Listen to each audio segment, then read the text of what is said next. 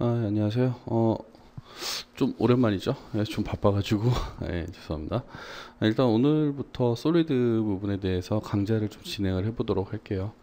그래서 솔리드 같은 경우에는 기본적으로 서페이스와는 좀 개념이 틀리다라고 보시면 되는데, 서페이스 같은 경우에는 일종의 그 면을 이용한 모델링 방법이다라고 한다면, 솔리드 같은 경우에는 면이 아니라 차르로 생각을 하시면 됩니다. 덩어리를 이용을 해서 모델링을 한다라고 이해를 하시면 돼요. 즉 모델링 하는 방법이 서페이스 같은 경우에는 뼈대를 만들고 이제 그 뼈대를 기준으로 해서 작업을 들어가게 되는데, 이쪽 솔리드 같은 경우에는 뼈대가 아니라 일단 큰 덩어리를 만들고요.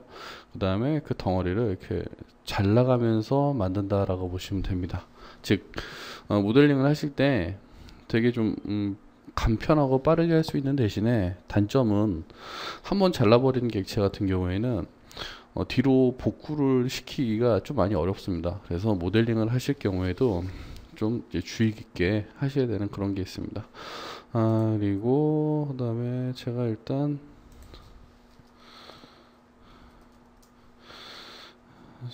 제가 몇 가지 일단 알려드릴게요. 솔리드 같은 경우에는요,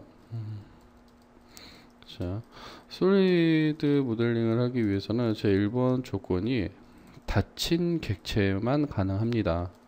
닫힌 객체 상태에서만 가능하고요. 그 다음에 두 번째 같은 경우에는 UCS의 영향을 받지 않습니다.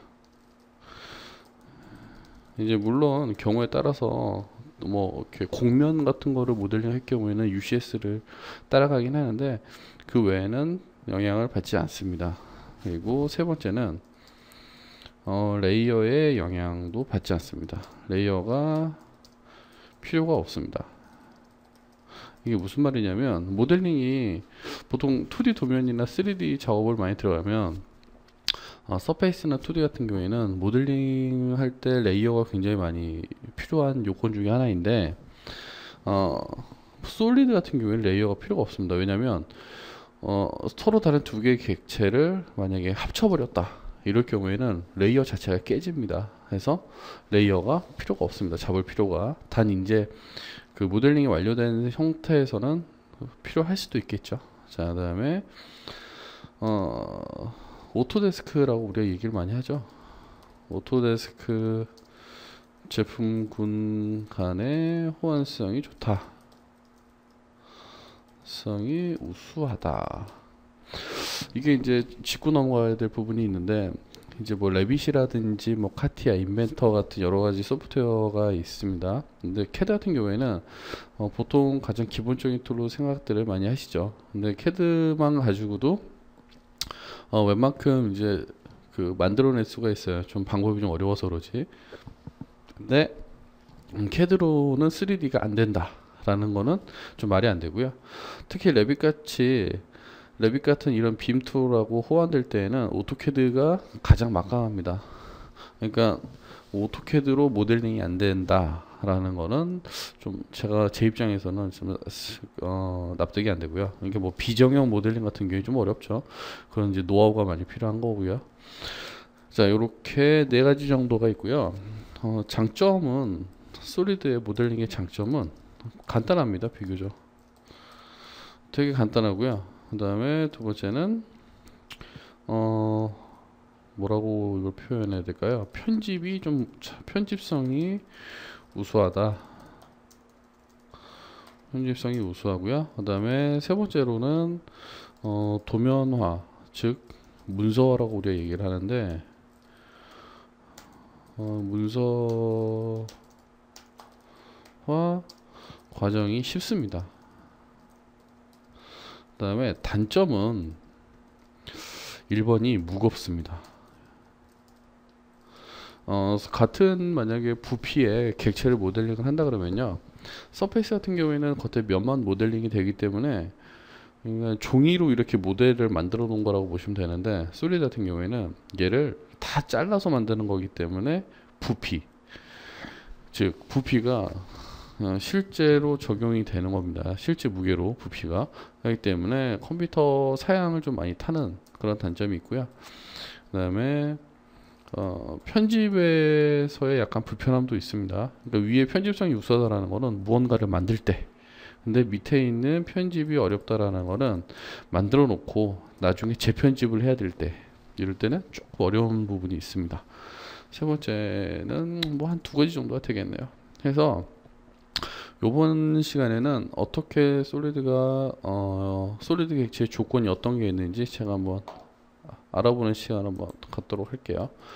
자, 일단은 기본적으로 제가 원을 하나 이렇게 그려보고요. 그 다음에 레탱글 하나 그려보고, 그 다음에 아크 됐죠? 그리고 라인으로 이루어진 사각형을 한번 만들어 볼게요. 자, 이렇게 보시면 4개의 객체가 있는데 얘랑 얘는 하나의 덩어리죠. 그렇죠? 하나로 더 묶여 있는 상태고, 얘는 오픈 상태, 열려 있는 상태다라고 얘기를 하고요. 그다음에 얘 같은 경우에는 라인으로 그려져는 있는데 어떻게 됐어요? 다 따로따로 떨어져가 있죠. 그러면 이 4개의 객체에 솔리드 명령이 들어갔을 때 어떻게 되는지 한번 보여드릴게요. 자, 익스트루드라는 가장 일반적으로 많이 쓰는 명령입니다. 자, 4개를 한꺼번에 선택을 해서요. 그 다음에 높이를 동일하게 맞출게요. 자, 지금 보면 어떻게 되죠? 좀 차이가 보이시나요? 자, 와이어프레임을 제가 메시지 약간 컨셉처 상태로 바꿔보면 앞에 나와 있는 이 2개의 객체는 말 그대로 솔리드 객체가 된 거예요. 자, 어떻게 확인할 수 있냐면 선택을 해보고 엔터를 눌러보면, 자, 이 같은 경우에는 어떻게 돼 있어요? 익스트루전이 돼 있고, 그 다음에 익스트루전 헤이트, 뭐 높이 값도 정확히 나와 있고요.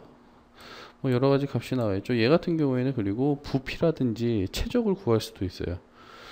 그런데 얘도 마찬가지겠죠. 근데 얘 같은 경우에는 어떻게 돼 있죠? 그냥 면 상태에서 곧바로 익스트루드가 되어 있기 때문에 얘는 덩어리라고 보지 않고요, 그냥 면으로 봅니다. 얘도 마찬가지고요. 그래서 반드시 솔리드에서 기본적으로 해야 될 게 뭐냐면 이런 상태를 만들어 주셔야 돼요.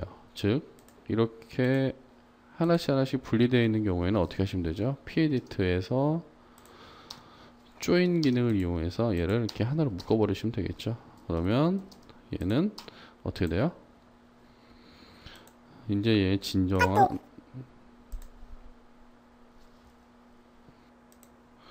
자, 이런 식으로 해서 다른 객체도 제가 한번 올려볼게요. 지금 보이시죠? 그리고 컨셉처 명령을 줘보면 아까하고는 완전히 틀리죠. 완전히 닫힌 형태의 객체로 올라온다라는 걸 알 수 있습니다. 즉, 그 솔리드 작업을 하실 때 주의해야 될 부분이 바로 이겁니다. 항상 조인, 즉 모든 객체가 다 붙어 있어야 돼요. 모델링을 해서 올렸는데 이 뚜껑이 열려 있다든지 아니면 자, 보여드릴게요. 익스트루드 해서 열린 상태에서는 지금 여기 보시는 것처럼 이게 면 단위로 모델링이 됩니다. 즉 이렇게 모델링이 돼서 올라온다라는 거는 확실히 붙어 있지 않다라고 인지를 하시면 돼요.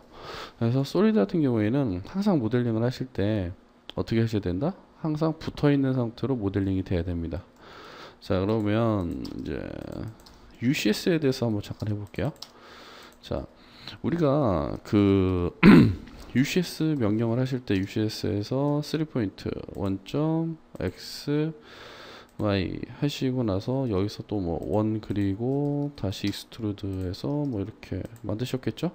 이렇게 만드실 수가 있는데, 자, 솔리드 같은 경우는 이렇게 하실 필요가 없습니다. 솔리드 같은 경우에는 UCS 하시고 밑에 옵션에 보면 페이스라는 게 있습니다. F 누르고 엔터 누르신 다음에 작업하고자 하는 면을 선택만 해주시면 돼요. 그러면 곧바로 UCS 이렇게 설정이 됩니다.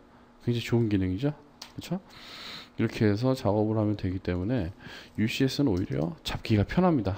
그런데 이제 뭐 곡면 같은 경우에 좀 어렵겠죠, 그죠? 그런 거는 좀 어렵기 때문에 그런 거를 제외한 나머지 부분 같은 경우에는 작업이 비교적 손쉽다라고 알고 계시면 되고요. 다음 시간에 이어서 계속 명령하고 그다음에 어떻게 해서 뭐 이루어지는지에 대해서 좀 더 자세히 공부해 보도록 하겠습니다. 감사합니다.